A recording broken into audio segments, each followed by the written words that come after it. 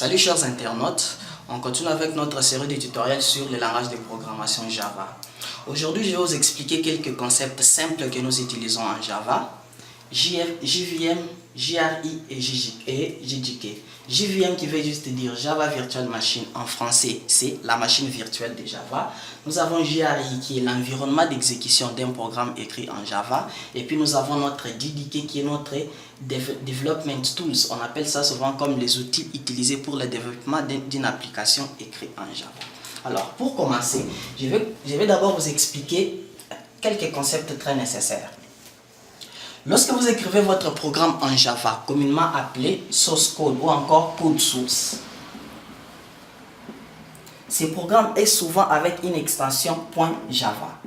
Alors, qu'est-ce qui se passe lorsqu'on compile ces programmes? Lorsque vous tapez votre commande javac, qui veut juste dire Java Compiler, votre code source est précompilé en code bit, qu'on appelle souvent bytecode. Et ces bytecodes sont toujours avec extension .class.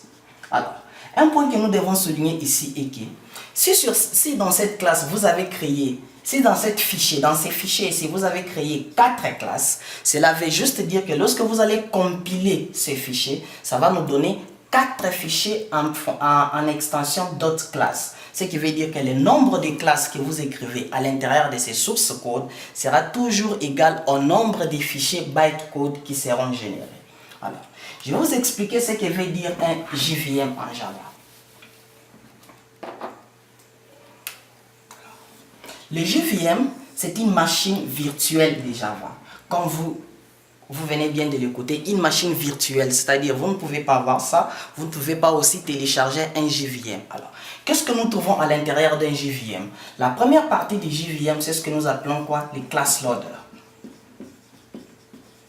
Qu'est-ce que nous entendons par un class loader? C'est juste une partie du JVM qui a comme responsabilité de loader vos classes, c'est-à-dire vos fichiers, vos codes bits, qu'on appelle encore bytecode, seront loadés à l'intérieur de ces JVM. Alors, pourquoi est-ce que ces fichiers doivent être loadés à l'intérieur de ces JVM? C'est à cause de quelque chose que nous appelons Memory Allocation, c'est-à-dire votre programme doit avoir une mémoire, c'est-à-dire vos classes, vos variables que vous avez déclarées et que vous avez initialisées doivent être stockées quelque part. Voilà pourquoi à l'intérieur de notre JVM, nous avons une partie que nous appelons Memory Area. Alors, qu'est-ce qui se trouve à l'intérieur de cette partie? La première partie de notre Memory Area, nous avons appelé ça Class Area. Et quel est le rôle que ça joue? Cette partie a juste comme responsabilité de stocker les bodies, en d'autres termes, les corps de votre programme. Lorsque vous écrivez un programme en C, en C++ ou en Java, il y a toujours une partie qu'on appelle les corps de votre programme. Cette partie-là, elle sera stockée ici à l'intérieur de notre Class Area.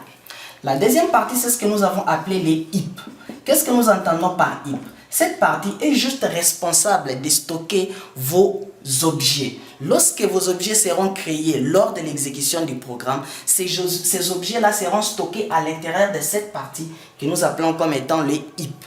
La troisième partie, on appelle ça les stacks.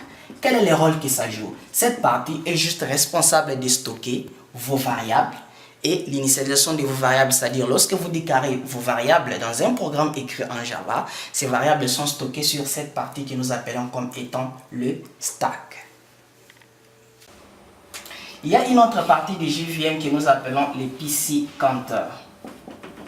Quel est le rôle que ça joue? Ça vous permet juste de sauvegarder l'instruction qui est en pleine exécution à l'intérieur de votre JVM. La dernière partie de cet espace mémoire est appelée Native Area. Alors, quel est le rôle que ça joue? Ça permet juste de stocker vos instructions qui sont écrites en C ou encore en C++. Alors, nous venons de conclure cette partie sur l'espace mémoire du JVM.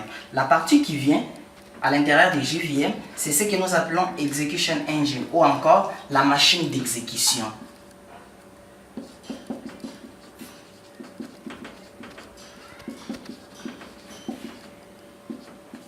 Quel est le rôle que ça joue? C'est à l'intérieur de cette machine que se passe même l'exécution de votre programme.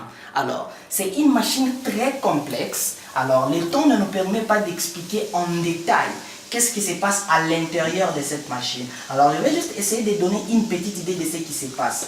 À l'intérieur de cette machine, il y a deux catégories d'exécution qui se passent. La première catégorie, c'est la catégorie qui se passe lorsqu'on interprète ton programme. Et la deuxième catégorie, c'est la catégorie qui se passe lorsque on est en train de compiler ton programme en utilisant ce qu'on appelle les JIT, ce qu'on appelle communément en anglais Just in Time Compiler. Alors, je ne vais pas entrer trop en détail sur cette machine. Je vais essayer de créer un tutoriel pour expliquer juste cette machine, comment ça fonctionne. Nous avons expliqué ce que c'est les JVM. Alors, nous passons sur les termes qui viennent, c'est les JRI. Alors, les JRI, c'est quoi? D'après ce que vous avez compris ici, les JVM, c'est juste une machine virtuelle. Alors, les JRI, c'est juste une implémentation de ces JVM. Alors, je vais essayer d'écrire ça. Comme ça sera beaucoup plus clair. Alors, c'est quoi les JRI? Les JRI, c'est juste une implémentation du JVM. C'est-à-dire, à l'intérieur de ces JRI, nous avons ce que nous avons appelé la machine virtuelle. Et non seulement la machine virtuelle, nous avons ce qu'on appelle les Java API. Qu'est-ce que nous entendons par Java API? API veut dire Application Programming Interface. Ce sont des classes, des librairies que nous utilisons en Java pour créer nos applications. Ce qui veut dire que notre JRI ici est juste une implémentation de ces JVM et aussi des classes, des librairies que tu peux utiliser en Java pour écrire tes programmes ou encore pour créer tes applications. Alors, le dernier terme que nous avons là-bas, c'est les JDK. Alors, qu'est-ce que nous entendons par ça? Les JDK, c'est ce que nous avons appelé Java Development Kit.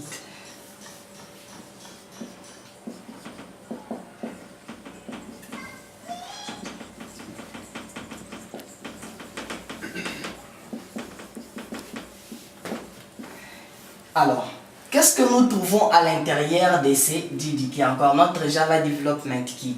À l'intérieur de ces JDK, il y a ça.